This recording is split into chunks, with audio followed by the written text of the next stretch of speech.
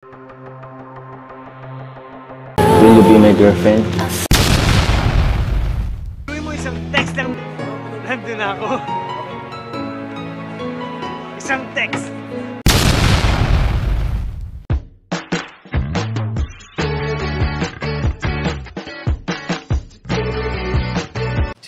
Si Kuya Jens, ano yan, reactor natin yan.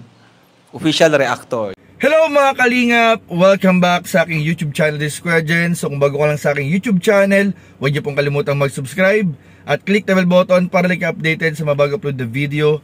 At huwag po natin kalimutang suportahan na Butim Kalingap sa pangunguna ni Kuya Val Santos Matubang, Ate Edna Vlog at syempre Kalingap Rob.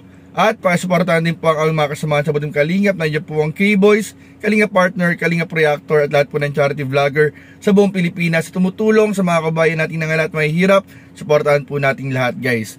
So, ngayong araw mga Kalingap, ibibigyan po natin ng komento, ng reaction video at ng mga bagong update mga Kalingap ang lahat ng supporters ng Tambalang Jomcar. Dahil nga po kagabi ay grabe mga Kalingap.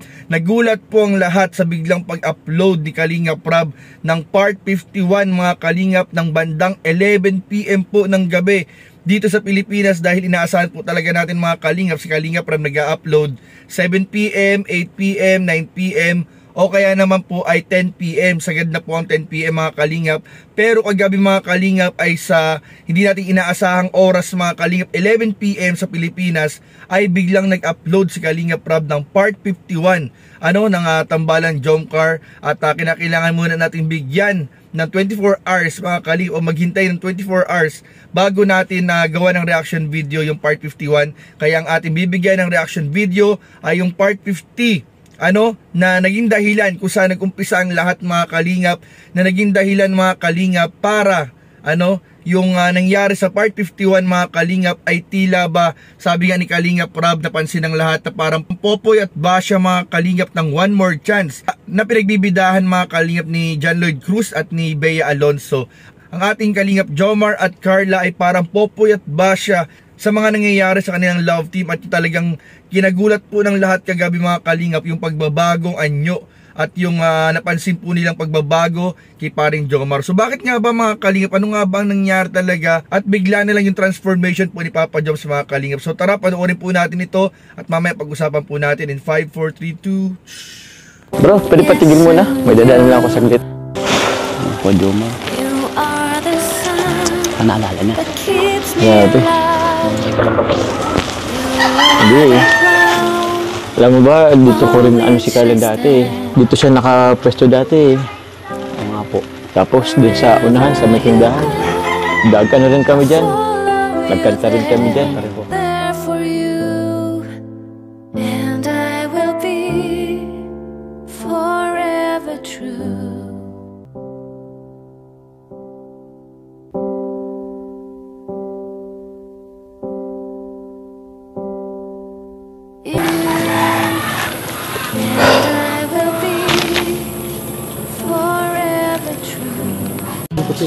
Ha? Ramdam ko siya na sobrang lungkot. We're in this together now. We're in this together now. Cause we're in this together now. Yeah.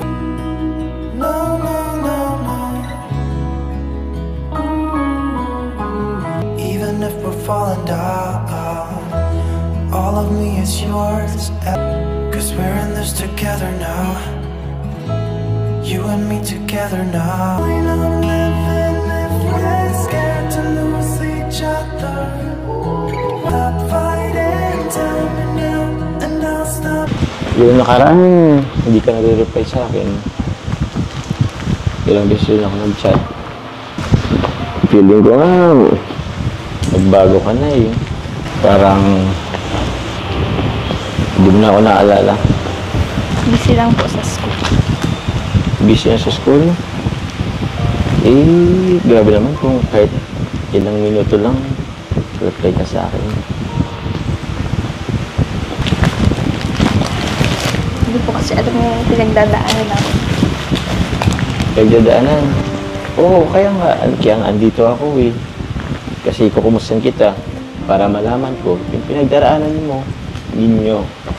Kung saan ka masaya, kung saan ka sa tingin mo mag-excel, yun yung sundon mo. Kasi ikaw naman mag-aaral eh. Ikaw mag-aaral ng 4 na taon. Kaya ikaw, nasa sa'yo ang desisyon. Pinag-iisipan ko pa po. Nag-iisipan, medyo nakakapanibago ka. Okay lang ba? May nagawa ba akong masama? Para kasing, alam mo yun, parang nakapanibago. Hindi ka naman ganyan dati. Okay ba tayo? Okay ba tayo?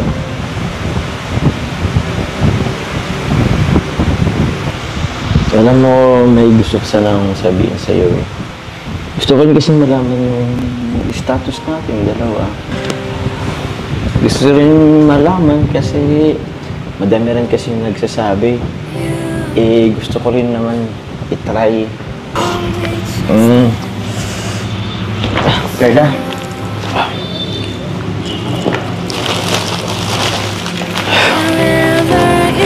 Will you be my girlfriend?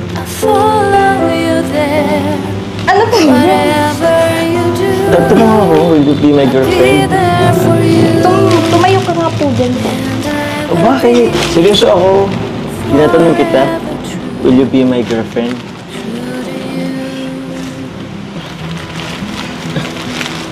Upo ka na muna. Ba, ayoko. Hindi ako upo hanggat di mo sinasagot yung tanong ko. Carla, will you be my girlfriend? Wala po akong panahon para makipagbiruan po. Paano mga pangarap natin? Basya yung kasal. Akala ko walang magbabago.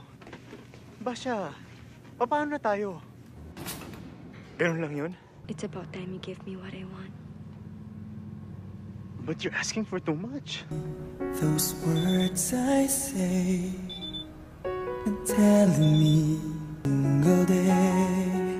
You always act this way. Biruin mo isang text lang ng nanay niya.